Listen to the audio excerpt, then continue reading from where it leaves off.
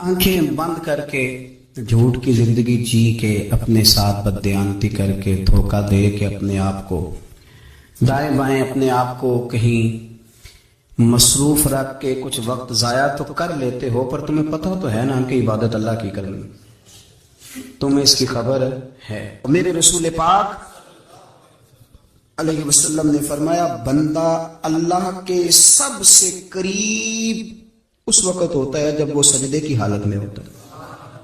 کس کے قریب ہوتا ہے؟ اللہ کے سب سے قریب ہوتا ہے، وہ بڑا نیڑے ہے رب کے، بڑا قریب ہے، اس لیے کہ وہ حالت سجدہ میں، وہ جب سجدے کرتا ہے نا اس کی بارگاہ میں جب جھک جاتا ہے۔ آپ ذرا سجدے کی کیفیت دیکھیں نا، زبان بھی یہاں ہے، آنکھ بھی یہاں ہے، کان بھی، عقل بھی ساری، اس نے سارا کچھ رکھ دیا سجدے۔ آپ وہ کبھی پیچھے جائیں تو دیہاتوں میں کہا جاتا تھا ناک سے نکیرے نکالو، بہت بڑی سزا ہوتی تھی نا، ناک سے نکیرے نکالو، بڑی سزا ہوتی تھی۔ تو اس نے کہا مالک مجھے کسی نے کہا نہیں، پر دیکھنا میں نے رکھ دی ساری عقل سجدے میں، اور رکھ کے کہا کیا سبحان ربی یا اللہ، اللہ میں پست ہوں تو اعلیٰ، اللہ تو میرا رب ہے اور تو سب سے اعلیٰ اتنا۔ اور فرمایا جب یہ اس کیفیت میں ہوتا ہے تو پھر یہ اپنے رب کے قریب ہوتا ہے۔ میرے نبی کریم علیہ الصلوۃ والسلام نے مصلی سے دل لگانے کا درس دیا، حضور نے توجہ دلائی، صحابہ اس ذوق کے حامل لوگ تھے، وہ کوشش کرتے تھے۔ جناب صدیق اکبر رضی اللہ تعالیٰ عنہ کا عبادت کا مزاج ہمیشہ قائم رہا۔ حضرت عمر فاروق ساری رات اللہ کے حضور کھڑے رہے۔ حضرت عثمان غنی رضی اللہ تعالیٰ عنہ عشاء کی نماز پڑھ کے 2 رکعتوں کی نیت باندھتے تھے، 15 سپارے پہلی رکعت میں پڑھ دیتے تھے اور 15 سپارے قرآن مجید کے دوسری رکعت میں پڑھ دیتے تھے۔ آپ نے نا حضرت عمر فاروق کے وصال کے بعد ان کی ایک بیوہ سے نکاح کیا، حضرت عثمان غنی نے نکاح کیا۔ وہ خاتون آپ کے نکاح میں آئیں تو عرض کرنے لگی امیر المومنین میرے لیے اعزاز تو بہت ہے کہ میں امیر المومنین کی بیوہ تھی تو امیر المومنین کی منکوحہ ہو گئی ہوں، لیکن حضور نہ تو میں جوان ہوں کہ میرے اندر رغبت ہوتی اور نہ میں اب اس قابل ہوں کہ کوئی خدمت کر سکوں، میرے ساتھ نکاح کی وجہ کیا بنی؟ تو عثمان غنی رو پڑے، فرمانے لگے میں نے عمر فاروق کو مسجد میں اپنے رب سے ڈرتے ہوئے دیکھا ہے، میں نے اسے روتے ہوئے دیکھا ہے، عدل کرتے دیکھا ہے، انصاف کرتے دیکھا ہے، امت کی خیر خواہی کرتے دیکھا ہے۔ تمہارے ساتھ نکاح اس لیے کیا ہے کہ تم مجھے یہ بتاؤ کہ عمر فاروق گھر کے اندر اپنے رب کو کیسے راضی کرتے تھے، گھر کے اندر کیسے راضی کرتے تھے، وہ طریقے بتلاؤ، تم بتاتی جانا اور میں بھی اسی طرح گھر میں عبادت کروں۔ میرے رسول کریم علیہ الصلوۃ والسلام نے ارشاد فرمایا، حضور فرمانے لگے جس گھر میں اللہ کا ذکر ہوتا ہے وہ گھر زندوں کا ہے، اور جس گھر میں رب کریم کا ذکر نہیں ہوتا وہ گھر زندوں کا نہیں ہے۔ گھر نا ہم نا کتابوں میں پڑھتے ہیں کہ ایک بزرگ کہتے ہیں، حضرت فضیل بن عیاض کہتے ہیں کہ میں ایک گلی سے گزر رہا تھا تو گھر کے اندر کسی قاری صاحب نے قرآن کی آیت پڑھ دی وَلِمَنْ خَافَ مَقَامَ رَبِّهِ جَنَّتَانِ، میں میرے کانوں سے ٹکرائی تو اللہ نے میری کایا ہی پلٹ دی، میں توبہ کر گیا۔ اب گھر کے اندر سے آواز آئے تو صحیح نہ تلاوت کی، پر اندر سے آواز آتی نہیں، یا ڈیک بجنے کی آواز آتی ہے، یا ٹی وی چلنے کی آواز آتی ہے، یا دھوم مچانے کی آواز آتی ہے۔ عبادت کا وہ جو خاص شوق تھا، وہ جو حسن تھا، وہ جو توانائی تھی، وہ جو بات تھی۔ ایک جگہ پہ ہم بیٹھے تھے تو وہاں ایک صاحب آئے، انہوں نے آتے ہی کہا کہ مہربانی کریں ذرا مجھے مصلی دے دیں، میرے نہ کچھ نفل رہ گئے۔ تو میں نے وضو کر لیا تو کوئی مصلی مل جائے، مصلی انہیں دے دیا گیا، وہ مصلی لے کے چلے گئے تو پیچھے ایک صاحب نے تبصرہ کیا، کہنے نے کتنا ریاکار بندہ ہے، لوگوں کو دکھا رہا ہے کہ میں نفل پڑھتا ہوں، ہے کو بات کرنے والی۔ میں نے اسے کہا، میں نے کہا تو مہربانی کرنا اس طرح کی ریاکاری تو بھی کر، پکڑ مصلی اور جا تو بھی تھوڑی ریاکاری کر کے آ، اٹھ ذرا شکر کر، کوئی یہ ریاکار بھی ملا ہے، کوئی نفل پڑھ کے ریاکاری کر رہا ہے۔ اللہ کا میں کہتا ہوں کو پڑھے تو صحیح نہیں، یار یہ کوئی دور ہے نفل پڑھنے کا، اس میں تو لوگوں کا مزاج ہی نہیں، طبیعت ہی نہیں۔ میں نے کہا چل مہربانی کر یہ لے مصلی اور تو بھی جا تھوڑی سی یا کر یا ریاکاری کرو تو صحیح نا، مزاج ہی نہیں، ذوق۔ جمعے کی نماز پڑھ کے یوں دنیا بھاگتی ہے، او ہو پتہ نہیں کون سی پیچھے آگ تھی جو بجھائی جائے، اور آج تک لوگ مسئلہ پوچھ رہے ہیں کہ جمعے کی بعد والی سنتیں کتنی ہوتی ہیں۔ میں نے کہا کتنے سال ہو گئے جمعہ پڑھتے، کتنے سال ہو گئے، ابھی تک سنتوں کا نہیں پتا، ابھی تک نے علم کے پہلے کتنی رکھتے ہیں اور بعد میں کتنی رکھتے ہیں۔ فجر کی سنتیں کب پڑھنی چاہیے، سنو فجر کی سنتوں کے بارے میں۔ میرے رسول کریم سید عالم صلی اللہ تعالی علیہ وسلم سے ایک صحابی نے پوچھا تھا، حضور میری فجر کی سنتیں رہ گئیں یا رہ جاتی ہیں تو حکم کیا ہے، کیا انداز ہے حضور کا؟ بخاری مسلم کے لفظ سنو، حضور سید عالم صلی اللہ علیہ وسلم فرمانے لگے، اس نے کیا پوچھا تھا، حضور جواب کیا دیتے ہیں؟ فرمایا فجر کی سنتیں کبھی نہ چھوڑنا، فجر کی پہلی 2 سنتیں کبھی نہ چھوڑنا۔ یا رسول اللہ صلی اللہ تعالی علیہ وسلم میری رہ گئی ہیں، رہ جاتی ہیں۔ فرمایا فجر کی 2 سنتیں نہ چھوڑنا۔ فرمایا فجر کی پہلی 2 سنتیں مجھے دنیا اور دنیا کے اندر جو کچھ ہے وہ سب سے زیادہ پیاری ہے۔ فجر کی 2 سنتیں دنیا اور دنیا میں جو کچھ ہے مجھے وہ سب سے زیادہ پیاری ہے، اس لیے فجر کی سنتیں نہ چھوڑ۔ اپنا ذوق، اپنی طبیعت، ہم نے نا ذوق غلط بنا لیا ہے۔ اگر 20 بندے کہہ بھی دیں گے تو نے بڑی شاندار تلاوت کیا تو کیا اس سے بنے گا؟ 100 بندہ کہہ بھی دے تیری کیا بات ہے، کیا بات ہے نعت خاں کی، کیا بات ہے علامہ صاحب کی، پیر صاحب کی، پیر مہر علی شاہ صاحب رحمت اللہ علیہ۔ آپ تشریف فرما تھے تو آپ کے ایک ہی بیٹے بابو جی جن کو کہا جاتا ہے، جس دن صاحبزادے پیدا ہوئے تو خادم نہ وہاں سے نکلا۔ ان لوگوں کی شوق اور طرح کے تھے نا، تو ان کی توجہ بھی اپنے شوق کی طرف رہتی، تو خادم نکلا اندر سے، پیر صاحب مبارک ہو، پیر صاحب مبارک ہو، پیر صاحب مبارک ہو، پیر صاحب مبارک ہو، شور کر رہے ہیں۔ تو پیر صاحب کو وجد ہو گیا، اللہ اکبر اللہ اکبر اللہ، وہ کیا ہوا، کس بات کی مبارک دے رہے ہو؟ عرض کی حضور اللہ نے بیٹا دیا ہے۔ تو آپ فرمانے لگے اچھا حضور آپ کیا ہوا، آپ تو پریشان ہو گئے۔ فرمانے لگے جب تو نے 3 دفعہ کہا نا مہر علی کو مبارک ہو، تو میں سمجھا تھا شاید تجھے کسی نے بتا دیا ہے کہ مہر علی سے اللہ راضی ہو گیا۔ میں سمجھا تھا کہ شاید تو یہ خبر لے کے آیا ہے کہ کسی نے بتایا ہے کہ مجھے آج خبر ملی ہے کہ مہر علی سے رب اچھا پتر ہوا ہے، الحمدللہ اللہ کا شکر ہے۔ پر میرے لیے مبارک کا دن وہ ہوگا جب میرا رب کہے گا کہ میں مہر علی سے راضی ہوں، میرے محبوب کہیں گے کہ میں مہر علی سے۔ آپ بات کو سمجھیں، شوق ہی کسی اور طرف تھا، دل ہی کہیں اور لگا ہوا تھا، طبیعت ہی کہیں اور مائل تھی۔ کوئی وظیفہ پوچھتے تھے تو پڑھتے تھے وہ لوگ، کچھ اللہ اللہ انہیں بتائی جاتی تھی تو کرنے کا ذوق رکھتے تھے، طبیعت تھی، قائل تھے۔ حضرت ربیع کہتے ہیں میں بڑی دور سے سفر کر کے گیا حضرت اویس کرنی سے ملنے، بڑی دور سے، اور جب میں پہنچا تو فجر کا وقت تھا، تو حضرت اویس کرنی کو میں نے پا لیا، تو وہ نماز پڑھ کے نا قرآن شریف لے کے بیٹھ گئے۔ فرماتے ہیں اشراق چاشت کا وقت ہوا تو نفلوں کی نیت باندھ لی۔ محدث ابن الجوزی نے لکھا ہے، فرماتے ہیں پھر جب زوال کا وقت ہوا تو مسجد میں جھاڑو دینے لگا، زور کی نماز پڑھ کے تو عصر کی تیاری تک وہ مسجد میں بیٹھے رہے۔ اور میرے نبی پاک علیہ السلام نے فرمایا جو نماز کے انتظار میں بیٹھا ہو وہ نماز ہی میں ہے، وہ نماز ہی میں ہے۔ فرمایا میری دنیا میری امت کی جو رہبانیت ہے نا وہ اتنی ہے کہ نماز کا انتظار کرے، اذان کے بعد نماز کا یہ راہب ہے، یہ اس وقت چھوڑ کے بیٹھے ہیں سارا کچھ۔ فرماتے ہیں عصر تک انہوں نے اللہ اللہ کی، پھر مغرب تک کی، عشاء کی نماز ہوئی تو نماز پڑھی تو وہ تھک گئے۔ اب مجھے وہ فارغ ہوں مصلی چھوڑے تو میں ملاقات کروں نا، کہ آپ حیران نہ ہو کہ اتنی دیر بندہ کیسے اللہ اللہ کر، ہم نے کی نہیں نا اس لیے ہم پریشان ہیں۔ جو عادی ہوتے ہیں وہ کر بھی لیتے ہیں، وہ یہ کام، میری بات کو سمجھ آ رہی ہے؟ جب جاتے ہو کسی دفتر میں تو 8 گھنٹے کھڑے رہ لیتے ہو نا، مجبوری ہوتی ہے تو کھڑے رہا جا سکتا ہے۔ پاسپورٹ کے دفتر بولیے، امیگریشن کی لائنوں میں، اور میں نے تو ویسے ہی بندے 12 گھنٹے پہلے جا کے کھڑے دیکھے، رہ لیتے ہیں کھڑے۔ تو اگر ان کاموں کے لیے رہا جاتا ہے تو اللہ رسول کے لیے بھی کھڑے رہا جا سکتا ہے۔ تو فرمانے لگے کہ جب عشاء کی نماز کے بعد آخر انسان تھے، تھک گئے، نیند کا غلبہ ہوا تو تھوڑی ایسے آنکھ بند ہوئی تو کھولی تو رونے لگے۔ حضرت ویسے کر لیا، رو کے کہنے لگے مالک مجھے غافل تو نہ کر، ابھی میں نے کیا بھی کچھ نہیں، دن ختم ہو گیا، کوئی نفل نہیں، کوئی اللہ اللہ نہیں، اللہ مجھے غافل نہ کر، میری مدد فرما۔ فرماتے ہیں جب وہ روئے تو میرے ساتھ جو شخص تھا میں نے کہا اٹھو چلیں، کہنے لگا حضور ملنا نہیں، فرمایا جو میں لینے آیا تھا وہ مجھے مل گیا ہے، جو میں ان سے سیکھنے آیا تھا وہ مجھے نصیب ہو گیا، اب اور میں نے کیا لینا، ختم ہو گئی بات، اٹھو چلیں۔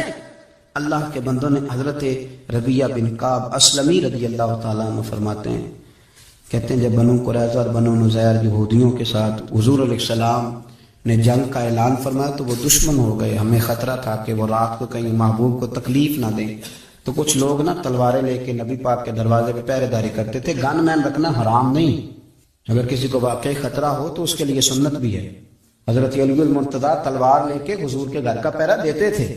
حضرت ربیعہ بن کعب اسلمی رضی اللہ تعالیٰ عنہ فرماتے ہیں کہ رات میری ڈیوٹی تھی کہ میں حضور کے گھر کا پہرا دوں گا، تو فرماتے ہیں میں باہر سن رہا تھا، ساری رات ہی میرے نبی پاک نے اللہ کی تسبیح پڑھی، ساری رات، کبھی تسبیح، کبھی تحلیل، کبھی تحمید، کبھی تکبیر، ساری رات۔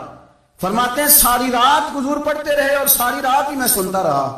مجھے اونگ آ گئی، میری آنکھ لگ گئی، حضور ابھی پڑھ گئے، میں تھک کے سو گیا، اور فرماتے ہیں جب میری آنکھ دوبارہ سے کھلی تو میرے کانوں میں پھر کوئی چیز گونجی، تو میں نے کان لگایا تو میرے حبیب ابھی بھی اللہ کو یاد کر رہے، ساری رات حضور رب کی عبادت کرتے، اسی لیے تو کہا یا ایھا المزمل قم اللیل الا قلیلا، ابھی ساری رات تو نہ جاگا، تھوڑا آرام بھی کر لیے گا۔ میرے بھائی اپنا مصلح، اپنی عبادات، اپنے وظائف، اللہ اللہ جو آپ نے کسی سے سیکھی ہے اس کو کبھی کمزور نہ ہونے دیں۔ شجرہ شریف جو کسی بزرگ سے آپ لے لیتے ہیں تو کیا رسم ہے کوئی؟ اس پہ کچھ لکھا ہوتا ہے، وہ پڑھنے کے لیے دیا جاتا ہے، اس پہ لکھا ہوتا ہے کہ یہ اللہ اللہ آپ نے کرنی ہے۔ انسان پر اگر کوئی شخص نیکی کر دیتا ہے، احسان کر دیتا ہے، تو انسان اس کے سامنے پھر گردن نہیں اٹھا سکتا، یار یہ میرے مشکل وقت کا دوست ہے، اس نے میرے ساتھ نیکی کی، کبھی بھی گردن نہیں اٹھائے گا، جھکا کے رکھے گا۔ تو اگر عام کوئی نیکی کر دے تو اس کے سامنے انسان کبھی گردن نہیں اٹھاتا، تو جو رب ساری نعمتیں عطا فرمائے، جو کہے کہ تیری تخلیق میں نے کی، تجھ سے پہلوں کو بھی پیدا میں نے کیا، تیرے لیے زمین کا بچھونا بھی میں نے بچھایا، آسمان کی چھت بھی میں نے لگائی، تیرے لیے زمین سے ساری اناج کو، پھل کو، کھیتیوں کو نکالا بھی تیرے لیے، اب تو اس طرح کر کہ تو میری عبادت کر، تو میری بارگاہ میں جھک جا۔ بہت سارے نشے لوگوں کو لگے ہوئے ہوتے ہیں، ہر آدمی کوئی نہ کوئی نشہ کرتا ہے، کوئی دولت کا کرتا ہے، کوئی شہرت کا کرتا ہے، کوئی اپنی تعریف کا نشہ کرتا ہے، دو چار لوگوں سے تعریف سن کے مطمئن ہو جاتا ہے۔ ناراض تو نہیں ہو گیا اس جملے سے؟ آپ کرتے ہیں لوگ دولت کا نشہ، یہ جب نقصان ہوتا ہے تو بندے بیمار نہیں ہو جاتے، پیسے ڈوب جاتے ہیں تو لوگ بیمار نہیں ہو جاتے، تو اس کا مطلب یہ ہوتا ہے کہ نشہ ٹوٹ گیا ہے۔ اب بہک ہوئے نا تھوڑے سے تو کانپتے ہیں، تڑپتے ہیں، پریشان، نشہ ہی اسی طرح ہی کرتا ہے نا، نہیں ملتا تو پریشان ہوتا ہے۔ یہ سارے نشے ہیں، مختلف قسم کا نشہ۔ ہم مانتے نہیں اس بات کو، تسلیم نہیں کرتے، کیونکہ تسلیم کرنا بڑا مشکل کام ہے، اس کے لیے تو بڑی ساری چیزیں جو ہے وہ دبوچ کے اور بڑی سارے رستے پھلانگ کے آنا پڑتا ہے، تو بڑا مشکل ہے ماننا، ورنہ کرتے ہیں ہم، ہمارا مزاج ہے۔ یہ گھومنے پھرنے کا، دنیا دیکھنے کا بھی ایک نشہ ہے، یہ بہت ساری باتیں کرنے کا بھی ایک نشہ ہے، گپ شپ کا بھی ایک نشہ ہے۔ دو چار لوگوں کی جب تک پگڑیاں نہ کھول لیں، بعض لوگوں کو نیند نہیں آتی، یہ غیبت کا، چغلی کا، بددیانتی کا، یہ بھی ایک نشہ ہے۔ اس پر ملا رومی رحمۃ اللہ نے بڑا کلام لکھا ہے، وہ کہتے ہیں مانگ کے کھانے کا بھی نشہ ہے، مانگ کے کھانے کا بھی نشہ ہے۔ وہ کہتے ہیں کہ ایک بھیک مانگنے والی خاتون تھی، تو بادشاہ کے پاس بھیک مانگنے آئی، تو بادشاہ کو پسند آ گئی، اس نے شادی کر لی۔ اب اس کو عادت تھی بھیک مانگ کے کھانے کی، تو وہ کنیزوں سے کہا کرتی تھی کہ فٹافٹ نہ روٹی لے کے آیا کرو، میں 2-3 دفعہ مانگوں تو پھر لایا کرو، کیونکہ ایک نشہ ہے نا، تو میں مانگوں 2-4 دفعہ تو پھر۔ تو انسان بہت سارے نشے کرتا ہے، یہ مانتا نہیں، یہ موبائل، یہ فیس بک، یہ سارے نشے ہی ہیں۔ اپنی فوٹو لگا لینا، سارا دن اسی کو دیکھتے رہنا، اور بڑے بڑے سیانے بندے جو وزادار ہیں، بڑے وزادار لوگ ہیں، لیکن وہ بھی سنجیدگی کے قائل نہیں، اسی طرح کے نشوں کا شکار ہے۔ یہ سارے نشے ہیں جو ہم نے پال لیے۔ ہمارے صوفیاء، ہمارے بزرگ فرماتے ہیں کہ تم اس طرح کرو، اگر سارے نشوں سے بچنا چاہتے ہو تو سجدے کا نشہ شروع کرو، سجدے کا نشہ شروع کرو۔ یہ نا اقبال کہتے ہیں عطار ہو، رومی ہو، رازی، آپ بات کو سمجھیں، عطار ہو، رومی ہو، رازی ہو، غزالی ہو، کچھ ہاتھ نہیں آتا بے آہ سحر گاہی۔ کہتے ہیں بہت بڑا صوفی ہو جیسے فرید الدین عطار تھے، بہت بڑا تصوف کا امام ہو جیسے امام غزالی تھے، بہت بڑا تفسیر کا استاد ہو جیسے امام رازی ہو، عطار ہو، رومی ہو، رازی ہو، غزالی ہو، پر کچھ ہاتھ نہیں آتا بے آہ سحر گاہی۔ اگر سویرے اٹھ کے روتا نہیں نا اللہ کی بارگاہ میں، اگر تہجد نہیں نہ پڑھتا، تو کچھ ہاتھ نہیں آتا بے آہ سحر گاہی، پھر اس کو کوئی چیز نصیب۔ میری بات کی سمجھ آ رہی ہے آپ حضرات؟ جب تک آپ سویرے نہیں اٹھتے، آپ اللہ اللہ نہیں کرتے، آپ کو نوافل کا چسکا نہیں، عبادت کا مزہ نہیں، فرمایا میری عبادت کرو، یہ شوق پیدا کرو، میں نے تمہیں پیدا کیا ہے۔ ہم لوگوں کے نشے، مختلف نشے، بڑا عجیب رنگ ہے۔ محفل کی صدارت کرنے والے بڑے پیر صاحب، بڑے القابات، بیچ میں سے بندہ تلاش کرنے سے بھی نہیں ملتا، اتنے بڑے لقب ہے اس کے، لیکن وہ سج سنور کے 2.5 گھنٹے بیٹھا رہا محفل میں، اور نماز کا وقت آیا تو اس نے مختصر سی پڑھی، وہ نکل گیا، وہ ہلکے سے سجدے کی۔ اتنا بڑا عاشق رسول، نعت کا، او ہو کیا بات ہے، اور عشق رسول کا بہت بڑا پیغامبر، بہت بڑا مبلغ، وہ بیچارہ سمجھ ہی نہیں سکا کہ اللہ کے رسول نے فرمایا تو نماز پڑھ میری آنکھیں ٹھنڈی ہو جائیں گی۔ تو یہ نشے کے عادی تو ہیں پر حقیقت کے قائل نہیں۔ یہ بس ٹھیک ہے خوابوں کی دنیا میں لوگ زندہ ہیں، پر جن کو یہ جو نشہ تھا نا عبادت کا، یہ میرے رسول پاک کی چاہت ہے، یہ میرے نبی کریم علیہ السلام کی۔ آپ دیکھیں نا حضور مہینوں جا کے غار ہرا میں بیٹھتے تھے، کیا وہاں تبلیغ کرتے تھے؟ کوئی کتاب لکھتے تھے؟ رسول کریم علیہ السلام مہینہ رہتے غار ہرا میں، کوئی نہ مجھے دیکھے، کوئی نہ مجھے ملے، حضور یہاں کیا ہے؟ فرمایا میں اپنے رب کی عبادت کروں گا۔ نبی کریم علیہ السلام نے سجدوں کے ساتھ پتھروں اور پہاڑوں کو آباد کر دیا، سجدوں کے ساتھ۔ آپ کا سجدہ آپ کو بہت ساری چیزوں سے چھڑا لیتا ہے، یہ بہت ساری جگہوں سے جھکنے سے بچا لیتا ہے۔ صوفیاء اولیاء یہ کیا کرتے تھے؟ یہ سجدے کا ذوق ہی تو پیدا کرتے تھے۔ سجدے کا ذوق شاہ عبدالعزیز دباغ رحمۃ اللہ تعالی علیہ اپنے مریدوں سے فرمایا کرتے تھے کہ اگر تم پکے نمازی بن جاؤ نا، تہجد گزار ہو جاؤ، تو میرے پاس آنا جانا چھوڑ دینا۔ اور اس کی حضور کیوں؟ فرمایا میں تمہارے اور رب رسول کے راستے میں رکاوٹ نہیں بننا چاہتا، اور میرا مقصود ہے تمہیں وہاں تک پہنچانا۔ جب پہنچ گئے تو پھر میری ضرورت ختم ہو گئی۔ ہاں کبھی وسوس آئے، شک پیدا ہو، تکلیف ہو تو آنا، ورنہ میں نہیں چاہتا کہ میں رکاوٹ بنا رہوں۔ تم اللہ کرو، اس مالک کو راضی کرو، کثرت عبادت، نوافل۔ ہمارے ہاں عمرے کی قرآن اندازی محفلوں پہ ہونے لگ گئی ہے، حالانکہ حدیث سے ثابت نہیں۔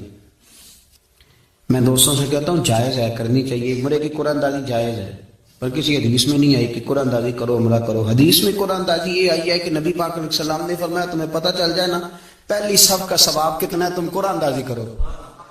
عمرے کی قرآن اندازی کا تو پوسٹر چھپتا ہے، تو یہ والی قرآن اندازی کب ہونی ہے؟ ہونی چاہیے کہ نہیں؟ حضور نے فرمایا تمہیں پتہ چلے کہ اس کا ثواب کتنا، تو تم قرآن اندازی کرو، تم قرآن ڈالو۔ جب آپ نماز پڑھ رہے ہوتے ہیں، جب آپ کا مصلی آباد ہوتا ہے، صلاح الدین ایوبی ایک بزرگ سے ملاقات ہو گئی، بیت المقدس پر قبضہ تھا عیسائیوں کا، تو صلاح الدین بڑے پریشان تھے۔ وہ بابا جی کہنے لگے پتر کیا ہوا؟ کہنے لگے حضور پتہ چلا ہے دشمن کے 2 بحری بیڑے اسلحہ لے کے آئے، مسلمان پہلے ہی کمزور ہیں، اور اب اگر 2 بحری بیڑے اور آ گئے تو حضور مسئلہ بن جائے گا۔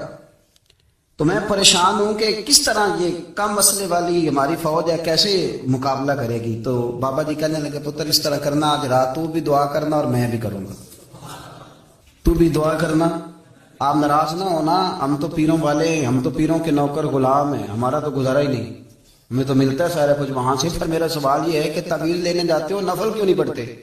رات اللہ کیوں نہیں کرتے؟ یہ بھی تو ہمارے بزرگوں کا ہی طریقہ ہے، انہوں نے تو ہمیں سکھایا ہے۔ صلاح الدین ایوبی سے بزرگوں نے کہا کہ رات آج نا اللہ کرنا، تو میں تیرے لیے دعا کروں گا، تو بھی دعا کرنا۔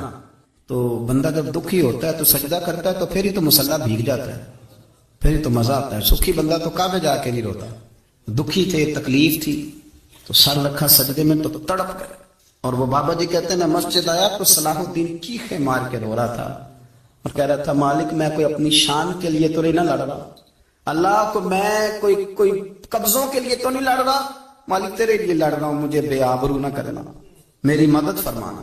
کہتے ہیں میں آیا تھا کہ مسجد میں دعا کروں گا، پر صلاح الدین ایوبی کو روتے دیکھا تو میں لوٹ گیا۔ تو سویرے صلاح الدین ملے تو بڑے خوش تھے۔ میں نے کہا پتر کیا ہوا؟ کہنے لگے حضور وہ بحری بیڑے 2 آ رہے تھے نا اسلحہ لے کے، دونوں ڈوب گئے پانی میں ڈوب گئے۔ تو بابا جی کہنے لگے صلاح الدین وہ پانی میں نہیں ڈوبے، وہ تیرے آنسوؤں میں ڈوب گئے، وہ غرق ہو گئے، وہ جو تو نے مصلی بات کیا تو وہ تیرے آنسوؤں میں ڈوب گئے، وہ غرق ہو گئے، وہ تباہ اتنے قیمتی تھے، تیرے آنسو کے بہا لے گئے دشمن کے بحری بیڑوں کو۔ میرے بھائی ٹھیک ہو گیا جی، میرے عزیز سمجھ لیں اس بات کو ہمیشہ کے لیے، اور اس پر غور کرنے اچھے طریقے سے کہ میرے رسول کریم سید عالم صلی اللہ علیہ وسلم نے نا ہماری توجہ دلائی، حضور نے ہمیں بتلایا، ہمارا ذوق بڑھایا عبادت کی طرف۔ ایک صحابی تھے حضرت ابو فاطمہ رضی اللہ تعالیٰ عنہ، یہ ترمذی شریف کی حدیث ہے۔ نبی پاک علیہ السلام نے فرمایا ابو فاطمہ قیامت کے دن مجھ سے جلدی ملنا چاہتے ہو کہ دیر کے ساتھ؟ تو کہنے لگے حضور کون ہوگا جو دیر سے ملنا چاہے، ہم نے تو جان دے دی وعدہ دیدار پر۔ اعلیٰ حضرت فرماتے ہیں جان دے دی وعدہ اور نقد اپنا دام ہو ہی جائے گا۔ مجھے لگتا ہے کہ یہ سودا نقد و نقد ہو جانا ہے، کیونکہ ہم نے جان دے دی وعدہ دیدار پر۔ آپ نے وعدہ کیا تھا کہ مریں گے تو پھر زیارت ہوگی، تو مر گئے ہم زیارت کی خاطر، جان دے دی وعدہ ہے دیدار پر تو نقد اپنا دام ہو ہی جائے گا. اے رضا ہر کام کا ایک وقت ہے دل کو بھی آرام ہو ہی جائے گا. تو حضرت ابو فاطمہ رضی اللہ تعالیٰ عنہ سے نبی پاک صلی اللہ علیہ وسلم نے فرمایا جلدی ملنا چاہتے ہو کہ دیر سے؟ اس کی حضور فٹافٹ ملنا ہے، میں نے قیامت کے دن آپ سے جلدی ملنا ہے. تو نبی پاک علیہ السلام نے فرمایا پھر اس طرح کرنا، دنیا میں رہ کے سجدے زیادہ کرنا، پھر سجدے زیادہ کرنا، قیامت میں ملاقات جلدی ہو جائے، قرب ملے گا تمہیں. اپنے بچوں کے اندر دیکھیں نا، ہم شوق پیدا کرتے ہیں، ہمیں صحیح لفظ نہیں بولنے آتے پر ہم بچوں میں شوق پیدا کرتے ہیں کہ پتر ڈاکٹر بن جائے گا تو بڑا نفع کرے گا، تو لوگوں کی خدمت کرے گا، ملک و ملت کی خدمت کرے گا، تیرے ابا کا نام روشن ہوگا، تیرے دادا کی تعریفیں ہوں گی. ہم یہ ذوق پیدا کرتے ہیں. ہم اپنے نوجوانوں کے اندر یہ فکر پیدا کرتے ہیں، انہیں ہم سمجھاتے ہیں کہ میاں جب تم پڑھو گے، محنت کرو گے تو فلاں آدمی کی طرح تمہارا نام ہوگا. یہ جتنا ذوق ہم بچوں کے اندر ان چیزوں کا پیدا کرتے ہیں، ہمیں حکم ہے کسی طرح ہم ذوق پیدا کریں کہ پتر نماز پڑھے گا تو اللہ راضی ہو جائے گا، تو سجدہ کرے گا. دیکھیں نا میرے رسول کریم علیہ السلام نے فرمایا 7 سال کے بچے کو مسجد لے کے جاؤ، یعنی اسے شوق دلاؤ، اس کے اندر یہ خاصیت پیدا کرو کہ اس کا دل کرے مسجد میں جانے کی، اس کے اندر یہ خصوصیات لاؤ کہ وہ ہمارے ہاں نا ہر چیز کو پروموٹ کیا جا رہا ہے، ہر چیز کو یعنی سر سنگیت سکھانے کے لیے اکیڈمیاں بن گئی، ہر شے پروموٹ ہو رہی ہے. عبادت کا جذبہ کم ہوتا جا رہا ہے، اللہ کا ذوق ہمارے اندر نہیں رہا. اور اتنا مشکل ہم نے اپنے لیے بنا لیا ہے کہ وہ بندہ جو بڑی زبردست مذہبی گفتگو کر رہا تھا اور تگڑی بات کر رہا تھا، کیا بات ہے، لیکن نماز کے بارے میں کمزوری دکھا جاتا ہے، نوافل کے بارے میں وہ چپکے سے نکل جاتا ہے. امام احمد بن حنبل رحمۃ اللہ تعالی علیہ، مسند امام احمد بن حنبل 14 جلدوں میں ہے مارکیٹ میں، اور مجھے تو خیر پسند ہی پڑی ہے، میں نے تو کئی دفعہ پڑھی ہے. اور کیا بات ہے امام احمد بن حنبل کی، کیسے تگڑے قسم کے محدث تھے اور اللہ نے کتنا انہیں اعزاز عطا فرمایا ہوا. یہ کوڑے بھی کھاتے تھے دین کی خاطر، سارا کرتا لہو سے گھر بھی جایا کرتا تھا. بڑا اعزاز والا شخص تھے، بڑے اعزاز والے. حدیثیں جمع کرنا، حدیثیں لکھنا، حدیث پڑھانا، سارا دن رہتے تھے. کہہ سکتے تھے کہ میں کر تو رہا ہوں کام، اور حدیث بھی موجود ہے کہ عالم عابد سے افضل ہوتا ہے، پر اس کے باوجود امام احمد بن حنبل رحمۃ اللہ علیہ 300 نفل فرض نمازوں کے علاوہ پڑھا کرتے تھے، 300 نوافل روز پڑھا کرتے تھے. ان کے بیٹے نے کہا ابا جی مکان خریدنا ہے تو وہ جگہ کہاں کر کے لوں، بہت ساری آبادیاں. تو فرمایا پتر وہاں لینا جہاں مسجد قریب ہو. میرے رسول کریم سید عالم صلی اللہ علیہ وسلم اتنا پسند کرتے مسجد کو، اتنا پسند کرتے نماز کو کہ رسول کریم صلی اللہ علیہ وسلم تہجد کی نماز بھی پڑھتے، پھر حضور فجر کی نماز بھی پڑھتے. نبی پاک وتر کو الگ کر کے پڑھتے، عشاء کے ساتھ نہیں پڑھتے. یہ تو ہمیں اس لیے اجازت دی ہمارے بزرگوں نے کہ بعد میں اٹھے گا کون علیحدہ وتر پڑھنے کے لیے، عشاء کے ساتھ پڑھ لو. وتر پڑھتے، تہجد پڑھتے، فجر پڑھتے، اشراق پڑھتے، چاٹ پڑھتے، پھر مغرب کی نماز کے بعد 6 رکعت اوابین پڑھتے، پھر رات کو صلاۃ اللیل پڑھتے. سیدہ عائشہ صدیقہ کہتی ہیں زمانہ سو جاتا اور میرے رسول مصلی بچھا کے کھڑے ہو جاتے. او یار کھیتی باڑی کر کے نہیں، محنت مزدوری کر کے نہیں. جناب عائشہ کہتی ہیں میں یہ بھی دیکھتی کہ حضور ایک آیت شروع کرتے تو ساری رات اسی کو پڑھتے، اور میری نظر جاتی تو قدم مبارک پہ ورم آ جاتا. یار نماز پڑھ کے اتنی مشقت کر کے، اتنی جدوجہد کر کے ورم آ گیا، یا رسول اللہ اتنی محنت کیوں کرتے ہو؟ فرمایا فلا اکون عبدا شکورا، کیا میں اپنے رب کا شکر گزار بندہ نہ بنوں؟ صحابہ کا ذوق عبادتوں کا، ریاضتوں کا، تلاوتوں کا، طبیعت ہے ان کی. وہ ایک دوسرے کو، حضرت مولا علی شیر خدا کرم اللہ تعالی وجہہ الکریم کے زمانے میں روم کے بادشاہ نے کہا یار یہ مسلمانوں کا پتہ تو کرو، یہ آخر کیوں اتنے زیادہ مجاہد ہیں. اس زمانے میں جاسوس بھیجنے کا مزاج تھا، اب تو جاسوس پکڑا جاتا ہے، اب تو جاسوس، اور جاسوسی کا شوق ویسے آج بھی ہے. عرض کروں تھوڑی سی بات اس عنوان سے. پتہ کیا ہمارا مسئلہ ہے، ہم جہاں جاتے ہیں نا وہاں تھوڑی خوشبو سونگنے کی کوشش کرتے ہیں. وہ کیا ہے تو یہ کیا ہے تو ادھر کیا ہے تو تھوڑا سا ادھر کیا ہے. میرے رسول پاک پڑھیے درود شریف سارے پڑھیے ذرا زور سے صلی اللہ تعالی. نبی پاک علیہ السلام نے فرمایا جاسوسی نہ کرنا ورنہ تم بندوں کو خراب کر دو، اور فرمایا اس طرح نہ ہو کہ تم کسی کے آپ کھول نہ نکلو تو تمہارے پہلے کھول جائیں. یہ جو ذوق ہے نا یہ ختم کریں، چھوڑیں. مطلب آپ کس چکر میں پڑے ہوئے ہیں، اتنی زیادہ توجہ کرنے کی کیا ضرورت ہے. کام سے کام رکھیں، اس میں بندہ تھوڑا سا نا آسان رہتا ہے. یہ جو بہت زیادہ ٹٹولنے والے لوگ ہوتے ہیں نا، وہ بےچارے پھر عمر ٹٹولتے ہی گزار دیتے ہیں، اس لیے کہ مزاج ہی بہت پکا ہے، بوری کا منہ کھول کے اندر تک ہاتھ ڈالنا، تو پھر کئی دفعہ سامنے سے بچھو بھی لڑ جاتا ہے، خرابی ہوتی۔ تو جاسوسی کی جاتی تھی، اس نے بھی جاسوس بھیجے، کیونکہ قبیلوں کے لوگ تھے، کچھ مسلم کچھ کافر، پہچانے نہیں جاتے تھے لوگ، تو کچھ لوگ اس نے بھیجے، انہوں نے آ کے نا تحقیق کی، ریسرچ کری کہ آخر ماجرا کیا ہے۔ تو واپس جا کے انہوں نے رپورٹ دی نا روم کے بادشاہ کو۔ اس رپورٹ کا ایک جملہ بڑا شاندار ہے، وہ کہنے لگا بادشاہ ہمیں مسلمانوں کی کوئی سمجھ نہیں آئی، ہمیں کوئی سمجھ نہیں آئی۔ انہوں نے کہا کیوں نہیں سمجھ آئی؟ کہنے لگے یار عجیب بندے ہیں، جب رات مسلح پہ بیٹھتے ہیں تو یوں لگتا ہے ان کا دنیا سے رشتہ ہی کوئی نہیں، کوئی کسی کو نہیں جانتا، کوئی اپنے دکھ سنا کے رو رہا ہے، کوئی اپنی بات کر کے رو رہا ہے، لگتا ہے کہ ان کا کوئی رشتہ ہے ہی نہیں جب مسلح پہ بیٹھتے ہیں۔ اور فرمایا جب سویرے یہ جہاد کرنے نکلتے ہیں تو لگتا ہے ان سے زیادہ دلیر ہی کوئی نہیں۔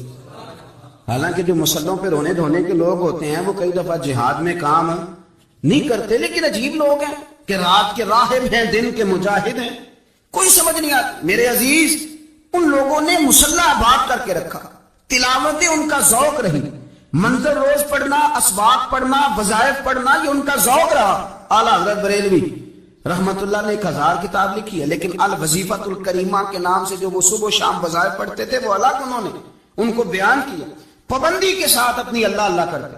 شیخ شہاب الدین سہروردی رحمت اللہ علیہ، اس پر ایک بندے نے اعتراض کیا، اس نے کہا جی آپ کس قسم کے صوفی ہیں، مرید بیٹھے ہیں اور آپ وہاں نفل پڑھ رہے ہیں؟ یہ بڑا مسئلہ ہوتا ہے نا، جو بندہ ملنے آتا ہے وہ اپنے ٹائم کے حساب سے آتا ہے، اور پھر اس کا یہ بھی خیال ہوتا ہے کہ پیر صاحب جو ہیں وہ چونکہ درویش ہیں تو نہ انہیں روٹی کھانی چاہیے نہ سونا چاہیے، چونکہ وہ درویش ہیں، اور ہم چونکہ درویشوں کے ماننے والے ہیں، لہذا ہمارا یہ طریقہ ہونا چاہیے کہ جیسے ہم کہیں درویش ویسے ہی کر جائے۔ حالانکہ جس کو آپ درویش کہیں گے آپ اس کی مانیں گے، آپ منوائیں گے نہیں، ہمارا مزاج ہوتا ہے۔ شیخ شہاب الدین پر لوگوں نے اعتراض کی، حضور لوگ ملنے آئے ہیں، زیارت کرنے آئے ہیں، یہ بندے دعا کرانے آئے ہیں، اللہ اللہ کرانے آئے، اور آپ نفل پڑھ رہے ہیں، کیا جملہ ہے، کیا حسن ہے، کیا خوبصورتی ہے۔ فرمانے لگے رب رسول سے مانگنے کے لیے مصلی بچھایا ہے، اگر وہاں سے مانگوں گا نہیں تو تمہیں دوں گا کیا؟